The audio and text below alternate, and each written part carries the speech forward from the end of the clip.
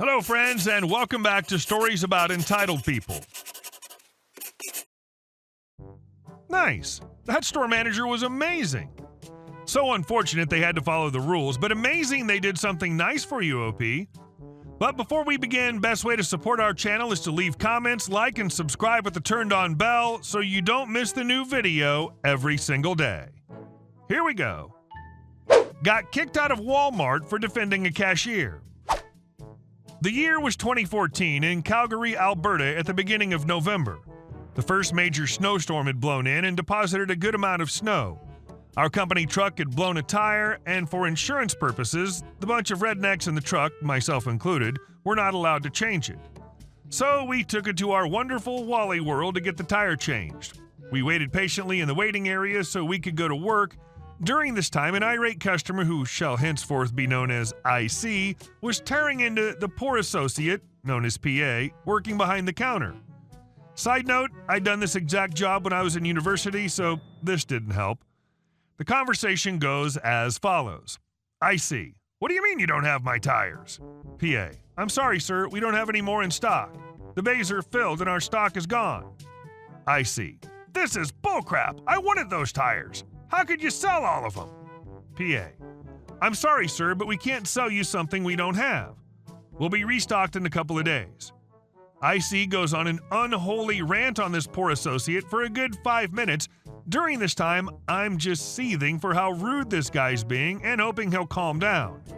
IC continues to look back at the other, looking for support, and then continues to berate this poor person. Now, I'm a very soft-spoken individual. I don't start confrontation unless required, and at this point, I'd had enough. I stood up and looked at the guy and said, "Dude, it's the first snowstorm of the year in Canada. Why would you think there would be any tires left? Let alone you being able to get in right away and get them put on." IC shot a dagger at me and said, "You work here? Are you his manager? No? Then shut up. This doesn't concern you." My coworker, who was 115 pounds of East Coast fire, gets right up in his face and says, "How can you be such an a-hole to someone just trying to do their job? Is your life so bad that you need to boss other people around to make you feel better about yourself?" Now, I've never seen a mob mentality before, but it's amazing what happens when someone will call someone out on their BS and how quickly a crowd will jump to defend someone. They just need permission to act. Well, after the 2 to 3 minutes of screaming and shouting with this guy, the store manager was called to deal with the issue. The associate was questioned by the supervisor, and other customers were filling them in on the details. I was within earshot of the store manager and IC and heard this little gem. IC, all the people are hating me because I'm not white. They're a bunch of racists and liars. Store manager, don't you dare play the race card with me. If I look through the security tapes, will I see a bunch of people ganging up on you because of your skin color? After all was said and done, the man was removed from the store. The store manager came up to my coworkers and I and said, "I appreciate that you guys stuck up for my associates, but because you instigated and elevated the issue, I'm going to ask you to leave. But I have a colleague down the street who operates a body shop. Take your truck there and he can get you in and out in 30 minutes. So that's the tale of the best way and the reason I've ever been kicked out of a store. I also hope it shows that if you see someone being rude to a customer, stand up for those people. They make minimum wage and shouldn't have to suffer a-holes who need a power trip. And our second story. Be a total B to me at work? Enjoy that parking ticket. I have a coworker that we mutually hate each other. She acts like her crap doesn't stink and is quite the B word. She constantly talks to me like I'm an idiot, despite me being here longer than her and knowing my job pretty well. I've been to my supervisor and manager. She reports directly to my manager, but is at the same level I am, just in a different role that my supervisor doesn't cover. Despite them talking to her and I multiple times, she continues to be a B word while I'm professional, which has been witnessed by my supervisor. A while back, I noticed her parking in the handicap spots after lunch. She's not handicapped, she's just lazy. She doesn't do it in the morning because security does rounds, not so often in the evening. At first when I saw it, it pissed me off. Recently when I saw her do it, I saw she had a handicap tag in her rear view, but I heard her talking to another guy on the way out saying how recently she got it from someone she knows that has two, and she backs in the spot so it's not as easy to see it. The best part is our company requires an additional tag that can only be obtained by verifying the tag is for you and you have a reason to park there. Obviously, she doesn't have one. I'm friends with the girl at the front desk and mentioned it to her, and she said to let her know if I saw it and she'd have her ticketed by our security guards. Last couple of weeks, she left for lunch a couple of times and I went to look, but she never parked in the handicap spots. Today, I noticed her come into the cafe with takeout bags, finish my lunch, go out front, see her car, and a huge smile was on my face. Went into the front desk, smiled at my friend, and said, "It's there now." And within 5 seconds, she was on the phone. "Hey, remember that car I told you to watch out for parking in the handicap spots? It's out there now, to the right. Can you go ticket her?" I'm not sure if my work issues fines for tickets. Doubtful, but after a couple tickets, they will tow. I hope she keeps doing it, because I will shave 5 minutes off my lunch each day to go check and get you ticketed until you get towed. And our next story. You dreadhead hippie. A large and best chunk of my retail life was at electronics retailer. Ever seen the movie Waiting? That was my life. Wake up late, usually with a coworker I've been dating, go to work, get off, drink, sleep, repeat. We were almost all great friends, and those that weren't, still drinking buddies. It was the best of times.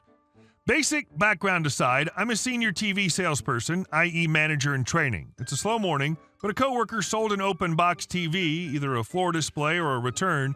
Either way, there's no packaging, so we celebrate a little while our warehouse lead bubble wraps up the TV for, let's call him MF. Our warehouse lead comes back in after loading the flat panel TV into MF's car, muttering about something. This was normal, so we didn't really pay attention. Fast forward 30 minutes and MF is back, and pissed. The salesperson for the TV was on break, but I look over to see MF at customer service with our warehouse lead rolling the TV back into the store, now without bubble wrap.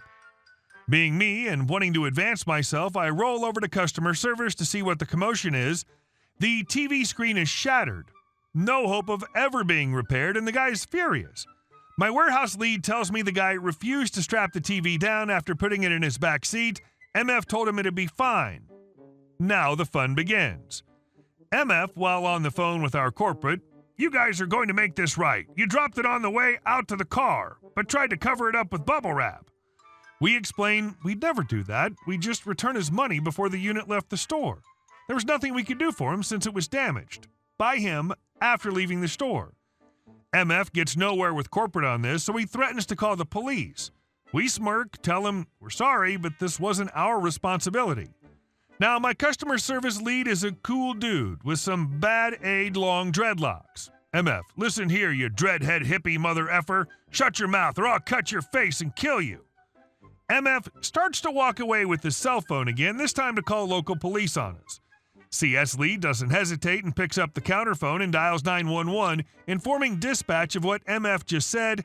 As MF returns to the counter, glaring at us, "MF, I'm on hold with the police. Y'all gonna fix this?" CS lead, "Good. I just called them too after you threatened to kill me." MF didn't say a word. He just went pale, hung up his phone, left the TV, and ran out of the store. Never saw him again. Police took a report and told us to call them if he ever caused a problem again. We held MF's busted TV for a week, then trashed it. Glad he burned his money up. Damn, it's very rare that someone will just burn their cash like that. You guys handled it very well. It takes a special kind of person to say something effed up like that and not expect any consequences. And our last story. HOA I don't belong to is asking for dues. Late last summer, my family and I bought a house in a nice suburb. Through the process and in all of the papers we signed, nothing was mentioned about an HOA. We've heard from other neighbors that there used to be an HOA in the area, but no one knows the boundaries. Today, though, we received a letter from a neighbor we don't know requesting $50 for dues. The letter describes the cost to upkeep a small, 20-yard-long boulevard and a sign. The letter then says, "So consider this an invoice for your dues. Please make out a check to X Association."